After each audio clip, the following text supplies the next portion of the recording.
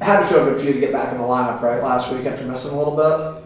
Yeah, I mean it was amazing. It's always tough to watch, right? It's tough to be up in the stands watching and not really being able to do anything about the outcome of the game. So yeah, it was real nice to get back at it last weekend. And for the team to get back in the win column, right? I mean, when you have a skid like that, I've talked with Hazer, like teams can become vulnerable. So how important was it for you guys to kind of ram that foot on the gas pedal and keep it going throughout? Yeah, I mean, yeah, we definitely had a tough couple of weeks after a really hot start, so it was definitely tough. But I think it was very important that we got back on track last weekend, and we built from that and take that momentum from last week and bring it over into this week's game.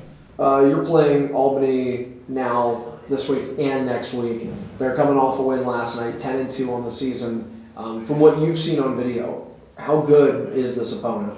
I mean, yeah, they have. They're a very young, fast team. They don't quit. They don't give up at all. They're very dynamic, and they have good defense and a great goaltender. So they're definitely a good team. I mean, we got them tonight, so we're looking to send a message tonight and carry that over into our game next weekend against them. So I think with proximity to Rochester, they fall into that rival category, similar to a Buffalo team.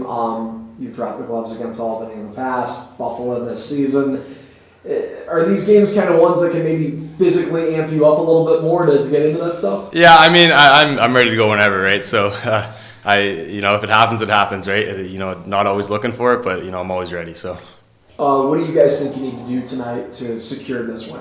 I think just come out hard. I think a good start's very important. Like you said, they played last night, so they're probably a little bit sore, a little bit banged up. I think we need to just come out with our foot down on the gas and keep it that way for the full 60 minutes. Given that, do you think that could have at all played into Panther City's start last week? The fact that they had just played and Albany's going to be doing the same here. Yeah, I mean it's lacrosse is a tough sport.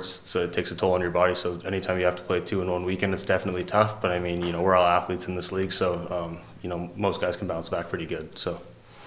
What have you guys talked about as a defensive unit to really clamp down last week? Because I mean, obviously, Panther City had some chippies at the end that were meaningless, but for the most part, the defense played really well last week. We saw you guys play a little bit more aggressive. What's been the change from last week from previous weeks?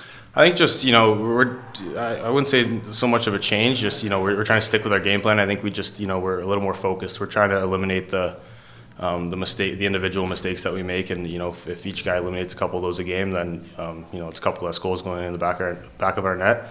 I think we just need to stick with our game plan and like I said, just play a full hard 60.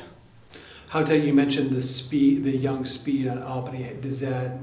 How tough is that to defend when you watch them because they're so fast and dynamic? Yeah. I mean, that's exactly them, right? They're very quick, very fast, very dynamic. They love to shoot the ball. They'll kind of shoot from anywhere. So I think it just comes down to communication, early switches, and just kind of keeping them to the outside, but knowing that they will shoot the ball.